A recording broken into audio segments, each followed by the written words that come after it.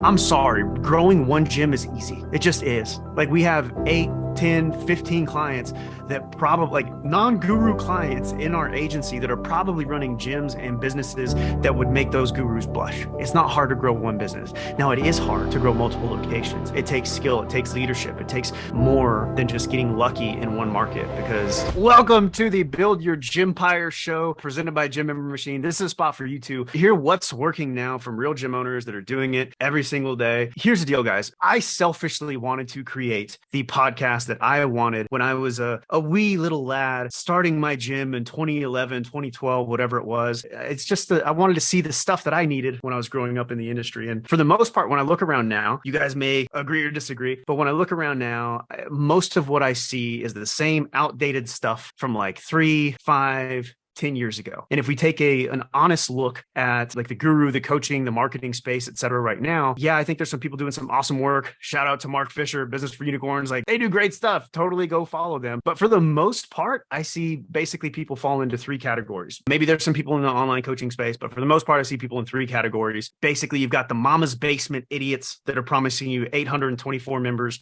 in 44 seconds with no extra work. Good luck. If you want to work with those guys, by all means, go to your news feed, scroll down for 2 seconds. You're going to find somebody. If you're looking for that person, you're probably in the wrong spot. On the other side of that continuum, right? On the other side of the people that like took a fucking how to grow a marketing agency course and decided to slap up some Facebook ads and they're all doing the same stuff. On the other side of that, you've got what I would consider the predatory elephants in the room. I think you've got people that are doing, charging 30, 50 grand to teach you how to run bait and switch challenges on one side. You've got folks that are doing cookie cutter stuff for franchises all across the board where you are literally just a number. No one that's actually in the trenches. There's something interesting if you look at that space. No one at the top of those big companies, none of them are still running their gyms. So if the model that they were teaching was so powerful and so good and so great for you as the gym owner long term, why wouldn't the gurus at the top still be living in that business, still be working in that model? Spoiler alert, what they teach is not good for a sustainable business. It's not good for sustaining your reputation. It's not good for laying your head on your Star Wars pillow at night and sleeping like a baby. These are bad predatory practices that basically damage the gym owner long term.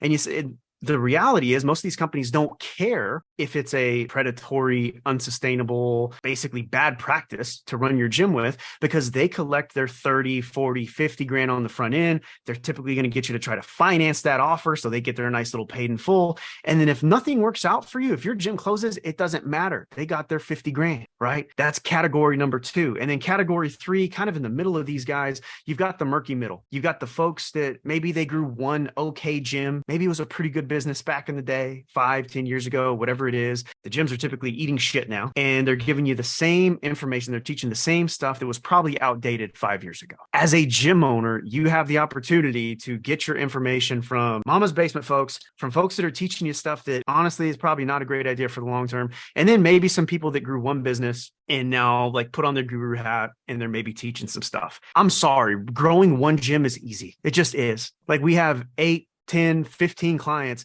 that probably like non-guru clients in our agency that are probably running gyms and businesses that would make those gurus blush. It's not hard to grow one business. Now it is hard to grow multiple locations. It takes skill, it takes leadership, it takes more than just getting lucky in one market because you were the only game in town or the marketing's really easy or whatever it is. And so I'm a little bit excited. What I didn't see was a show, a resource with people that are doing it well, doing it in ways that, hey, if you want to stay in your gym for 10, 20 years, whatever it is, you're going to have a great life doing it. You don't see that in other places. And so the 2 super handsome gentlemen, I'm here with you on the show talking way too much about, we have collectively, we've grown 12 to 13 different training businesses. We've got people that are still doing it. And that's why we're here. Because we're still doing it. We're still in the trenches. We're still doing the thing. So what we're going to do to kick off this show is basically we're going to talk some intro, talk a little bit of backstories. We're also might talk body fat percentages. That came from the text messages from these guys a little bit earlier. If you want to skip to the useful shit and skip to the actual content, by all means, you can skip the rest of this episode. But if you want to hear the origin stories of folks that have, I did the math, 40 years of combined experience between our old asses. Like, let's roll. We're going to have some fun. So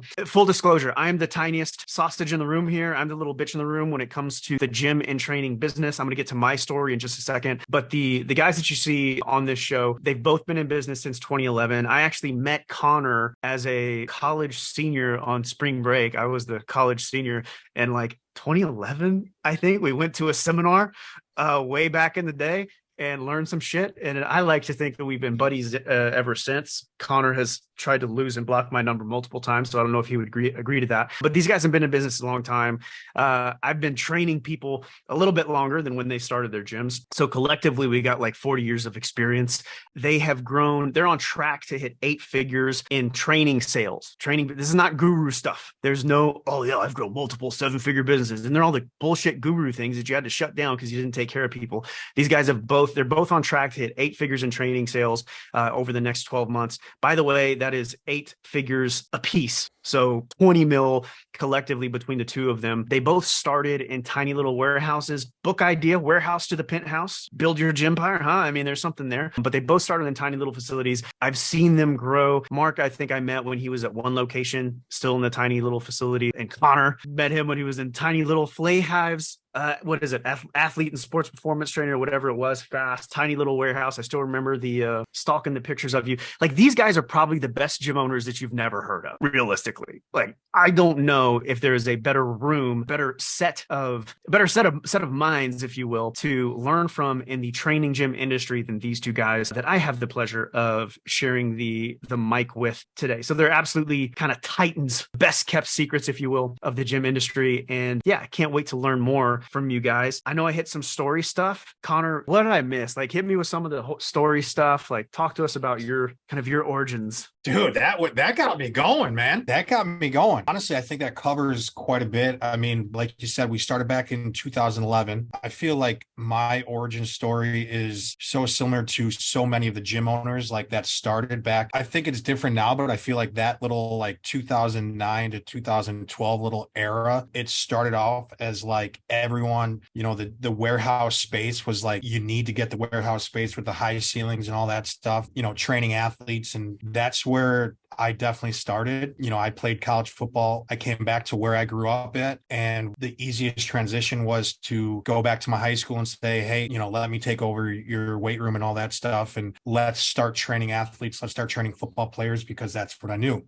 Right. So I think that was the lowest hanging fruit. And so I jumped back into that. I opened up my business in April of 2011 while I was still in my second semester of my senior year of college. So I graduated in May. It was just like, all right, let's scrap this together. I believe that seminar that we went to was like it was like February? The week before. It was March. It was like the week before you opened. Yeah. Yeah. So I was like, dude, I was so fired up after it. I was like, all right, let's go. So I went and opened up a small little hole in the wall. It was like, I think it was like 1,000 square feet. And then, you know, it started off as primarily athletes, and then just kind of moved to a different place. We outgrew that space. We knocked down a wall. We opened up a couple more walls. You know, we moved to a different spot and just kept growing and growing and growing. And then I quickly learned some hard lessons, which I'm sure we'll get into. But yeah, opened up 2011, a little over 12 years into the business. Currently have 4 locations. We have, our headquarters, which is still Flahives. And then we opened up some semi-private personal training studios. I think it covers it. I just remember seeing the constant growth. I think I missed on my notes the fact that, yeah, just in case, I made the dig at Mentors only having 1 location. So both of these guys have now 4 locations apiece, right? Mark, you're at 4 now with the opening of Plainfield, kind of. And Connor's already at 4. When are you opening your 5th? Is that me? Yeah. The plan is the fall of this year or early January of 2024. There you go. So these guys have been there, done that, got the t-shirt, all that shit. Mark. Well, awesome. I'm getting fired up too, like locker room style. I can tell. Locker room style. The energy is just brimming. He's a Jay Cutler type former quarterback. Exactly. Wing T quarterback, but also backup fullback and starting linebacker. So if you can get a good visual of what that looks like. Also, the only college basketball player on this podcast, similar to what you guys are saying, was the typical meathead, literally, and wanted to train. Didn't see it being done in my hometown the way I would like it to be, and had a good vision and a good dream of doing it. Obviously had some great mentors early on to kind of mimic, for sure. Long story. And then a lot of things came together, made it happen. Opened in 2011 in a very small abandoned auto glass garage, about 1,200 square feet. Trained exclusively athletes at the start, which was really good because I had a bunch of kids coming over because I was coaching high school football at the time, and literally just poured into the original get going and pour into the original spot. And fast forward a few years, we expanded to a bigger space, and then now we're literally opening our fourth next week, hopefully. So, but expanded to a 10,000 square foot facility, then open number 2, 12,000, 3, 8,000. And now this one's going to be like 11, and have learned a ton over that process. So, and not so much of expansion in buildings and square footage. It's something we always say is like, hey, it doesn't matter if it's, 40,000 square feet, 4 or 400, like the system, the level of care that we deliver is going to be the same. So I take kind of that mindset towards our operation to this day, especially going through this fourth location. It's different stages of you learn along the way, as you guys will all know, and we'll get into on this show quite often. And, I think, I know a lot. I expanded. I made a big facility. Okay. I didn't know anything when I opened number 2. And then number 2 is like, oh man, I didn't know anything. I can't believe I thought I knew something. And number 3, man, I really learned a lot when you opened number 3, which was on the tail end of COVID. And that's a whole story in itself. And then the last year planning this number 4th location and doing some stuff we've done. Oh man, now I think I know. Now I might know. So, but that's just kind of how it goes, and that's reference to this show of, hey, what do we wish we would have had when we first got started, and who would I love to hear from on the nitty gritty? Because all of us, big training wise, we still still into training and all that, but went from being on the gym floor training to now running companies. That's a big deal, and we're currently at 30 staff members. 30 employees, and then another 12 interns or so. We have about 25, 30 interns a year. So there's a lot of bodies and a lot of moving parts with a company like ours. And that's changed really quickly in the last couple of years. And what would you want to know if that's in your future, all that kind of stuff. So really excited to do this again for locations based out of Grand Rapids, Michigan, born and raised. So that's where we're at right now. Yeah, that's awesome. I think one of the things that I would love for listeners to know is that, and I feel like maybe I mentioned this, but like these guys have grown their gyms, and we've grown our companies by very similar values, right? We've taken care of the people that we work with. We've taken care of the clients. We led with I feel like a heart of service. Sounds a little cheesy, maybe, for where we were going tone wise, but like realistically, like we led with with an eye for service and taking care of people and providing folks at the things that we feel like we didn't have, right, or that we didn't see in our communities. It's the same thing on how we've kind of done things in how I started things in the gym business, and then now how I've tried to take things in kind of the agency guru, whatever the hell space. My story's somewhat similar. In the summer, we made meat helmets. Hey, someone name the movie, huh? We got 3 seconds. You got to name the movie. Fucking hey. With that one. Little Austin Powers. In the summer, we made meat helmets. I had a Belgian prostitute named Dr. Evil. There we go. Thank you. By the way, if you're still listening, this shit's going to go off the rails probably a fucking lot. Not if Mark has anything to do with it, but I don't think Mark will be able to control the 2 out of control freight trains that are Connor and I. My story is really pretty similar. I started training folks like strength conditioning back in my hometown, football players out of the back of my truck, out of the garage, etc. Opened my first gym in 2012. I chased wifey up to Minnesota where she was doing her PhD. So we didn't know anybody. No one knew who we were, et cetera, et cetera. But I think the interesting thing about my gym experience when I think back to it is that we always knew as a family, we were going to move back to Texas. So everything that we did was built towards an eye of shit. I need to be able to manage this remotely when we move back. And that I think gave me a lot of sort of unique, experience sort of in that space. So we moved back to Texas in like 2016. I started to do some coaching in a mastermind group that we were all a part of, I think at that time. Started doing some marketing stuff as just sort of a marketing guy for a couple of maybe bigger names in the industry. Kind of during that time, I started, because we said, oh, these guys have worked with 12, 13 locations. Well, these guys are 8 collectively. I've been a part of 5 total gym businesses or fitness training business, whatever you want to call it, over the years. The way I expanded was more like, if you guys have seen Marcus Lemonis to Profit, I don't even know if those still air, but like they're good little businessy videos. Like they're good stuff to watch if you want to watch some TV and feel like you're getting some entrepreneurial juice. But basically I did a handful of partnerships like that. And there were some really, really great ones that worked out awesome. And there were some incredible, like off the rails horror stories that I'm sure I will share at some point. But basically for me, everything changed when my first son was born. So I don't really want to give kids names and shit, but like my firstborn, basically he had to have surgery about a week into being born, had a bunch of issues, all those things.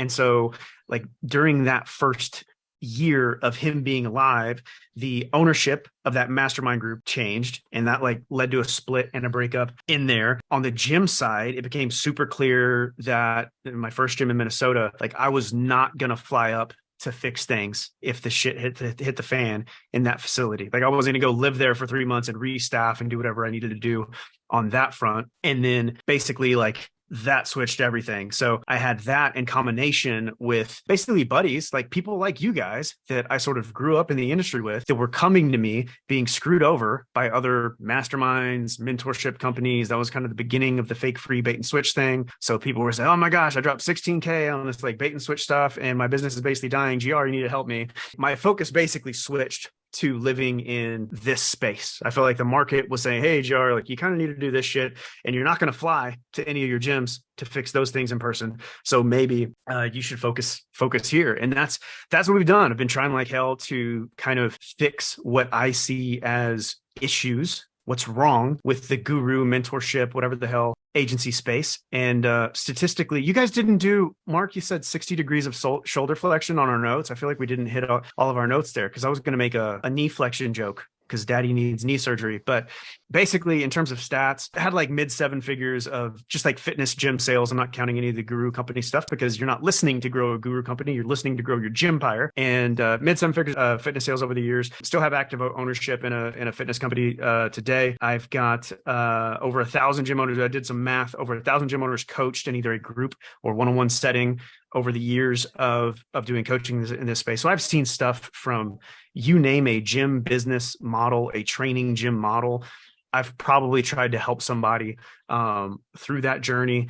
And see, I have my notes here, about 22 pounds overweight, 6% excess body fat, and 60 degrees of knee flexion because I tried to dislocate my knee playing pickup basketball like a douchebag. Yeah, that's why I didn't want to talk about basketball. But one of our values at Power Strength Training Systems is have a servant's heart, right? And so I think that's really cool because when you start to gather that, we have a couple other ones, of course, but when you start to focus on that of like, hey, how do we just serve members? How do you serve the team? And focus on that, like you're not focused on maybe building a brand for yourself. And well, that's right or wrong. That's not, I'm not getting to that right now, but the right values fuel growth, and the right values, if you're focused on that for long enough, and we say move the chains quite often. If you're moving the chains and focus on the right values, then you're going to grow, and it's going to be that fuel for that growth too. So I think that's an important thing to focus on as you start to build maybe one gym or build a gympire, is to focus on that and align with that. Because otherwise you could be chasing the gurus that aren't going to get you there, or chasing a dream that may not get there, or chasing actions or habits that aren't going to get you there either. So focusing on those right values, I think are really big.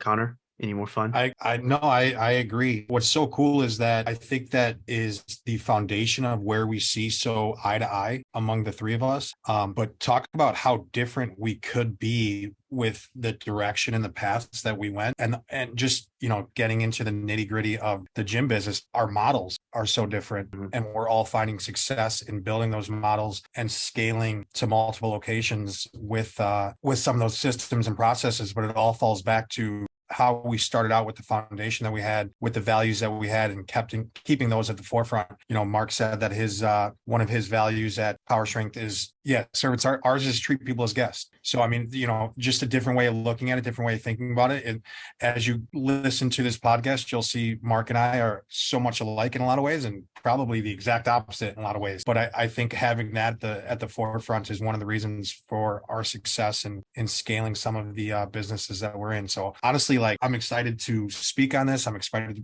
to be a part of this. And I think you guys will get a ton out of this. I fucked up literally everything you could fuck up in the first gym. But one thing that I've had as a value in that and any business that I've been a part of since, treat every client like they're your mother, your brother, your child. Holy shit. Three roads to the same end destination. This is going to be awesome. So appreciate you guys for sticking with us on the origin story. We're going to bring more value on the next episode. We'll see you there.